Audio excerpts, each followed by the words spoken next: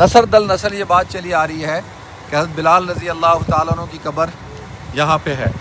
ایک روایت ہے کہ شام میں ہے، اور میں نے آپ لوگوں کو بتایا تھا کہ شام اور یہ جارڈن یہ ایک ہی حصہ ہوتا تھا، یہی بلاد شام کہلایا جاتا تھا. یہ تو 1948 کے بعد جو ہے اردن بنا، لیکن یہ بھی شام ہی اس کا حصہ تھا، اس کو عمان کہتے تھے.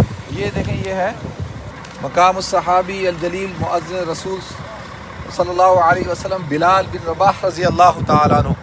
حضرت بلال رضی اللہ تعالیٰ عنہ کی ہسٹری سارے مسلمان جانتے ہیں، اور اللہ تعالیٰ ان کے درجات کو بلند فرمائے. مؤذن رسول تھے، اور وہ جب حضرت عمر رضی اللہ تعالیٰ عنہ آئے تھے یہاں بیت المقدس تو حضرت عمر کے ساتھ تھے اور اس لشکر میں شامل تھے، اور یہیں پہ آ کے رہنا شروع ہو گئے تھے. جب وہ مدینہ منورہ واپس آئے ہیں تو حضرت ابوبکر صدیق نے کہا بلال اذان دو، تو انہوں نے کہا کہ میں جو ہے وہ جب فورس کیا تو حضرت بلال نے کہا کہ ابوبکر میں تو تم نے آزاد کرا دیا تھا، لگتا ہے ابھی بھی میں تمہارا غلام ہوں، تم مجھ سے اتنا فورس کیوں کر رہے ہو؟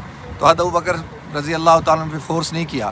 لیکن جب حضرات حسنین نے آ کر حضرت بلال کو درخواست کی، اور حضرت بلال کی مدینہ منورہ آنے کی وجہ کیا تھی کہ حضور اکرم صلی اللہ علیہ وسلم خواب میں آئے اور کہا بلال کیا ہم سے ملنے کو دل نہیں چاہتا؟ تو حضرت بلال تڑپ کے اٹھے اور مدینہ منورہ آئے اور حضرات حسنین کے کہنے پہ اذان دی. جیسی اذان دینا شروع کی پورا مدینہ منورہ روتا ہوا باہر آ گیا، اور حضور اکرم صلی اللہ علیہ وسلم کی یاد آئی، اور کہا کہ حضرت بلال بھی رو رہے تھے، کہا کہ وہ وقت جب میں اشہد ان محمد الرسول اللہ کہا کرتا تھا تو نبی کریم صلی اللہ علیہ وسلم میرے سامنے ہوتے تھے.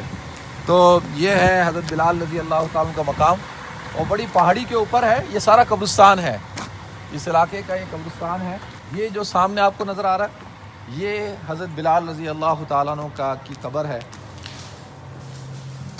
یا اللہ تو حضرت بلال رضی اللہ تعالیٰ کے درجات کو بلند فرما.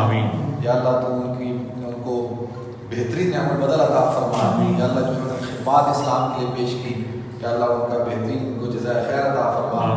اور قیامت تک جتنی اذانیں ہوں گی ان سب کا ثواب حضرت بلال کو پہنچے گا. تو یہ حضرت بلال رضی اللہ تعالیٰ کی قبر مبارک ہے، اور اللہ تعالیٰ